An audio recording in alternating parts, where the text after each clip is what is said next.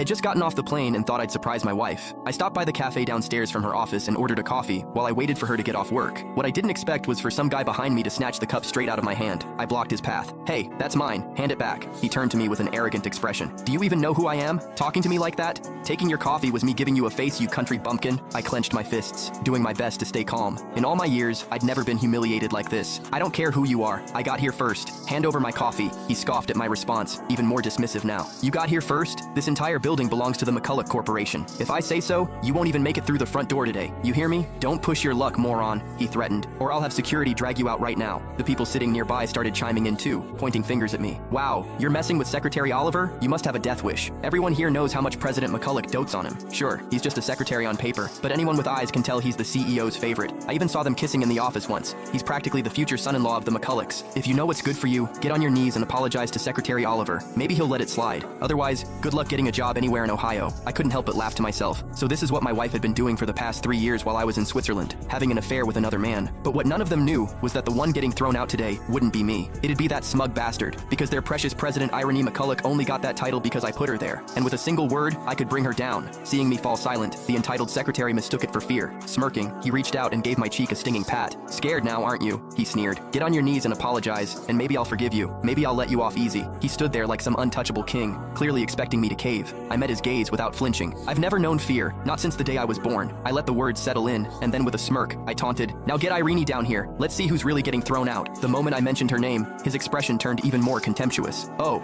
so you do know President McCulloch," he drawled, his voice thick with mockery. "That explains the attitude. Shame, though. You went and pissed off the wrong guy. If you'd played nice, maybe I'd have let you ride her coattails for a while." He let out a dramatic sigh, shaking his head. "But now, you've ruined my mood, and I don't let things like that slide." Before I could process what he meant, he suddenly flung the scalding cup of coffee into my face. The burn hit instantly. Hot liquid seared one side of my cheek. I jerked back and cursed out with a cry of pain. "You fucking out of your mind? That coffee was boiling. Attacking someone like this is illegal," I shouted. He just laughed, his eyes scanning my face like I'd told the best joke he'd heard all day. "Illegal? Please, forget one cup of coffee. What if I beat you bloody right now? What the hell are you gonna do about it?" Before I could move, his fist slammed into my face. I stumbled back and crashed to the floor. I barely had time to react before he stepped in and drove his shoe into my hand. "In Ohio," he said, "especially in this building, I could beat you half to death and no one would lift a finger." His face twisted with malice as he ground his shoe down harder. Blinding pain shot through my hand, sweat breaking across my skin in a rush. "Let go of my hand," I growled. Gritting my teeth, I warned, "I swear you're gonna regret this." But instead, he pressed down even harder on my injured hand. "Ah!" This time, I couldn't stop the scream that tore out of me. Seeing me writhing in pain only seemed to thrill him. The bastard even spit in my face. "Now you get it," he sneered. "This is what happens when you mess with me. Consider it a warning. Next time you forget your place, I won't be this generous." He pulled his foot away like he stepped on shit. The back of my hand was already swollen, bruised.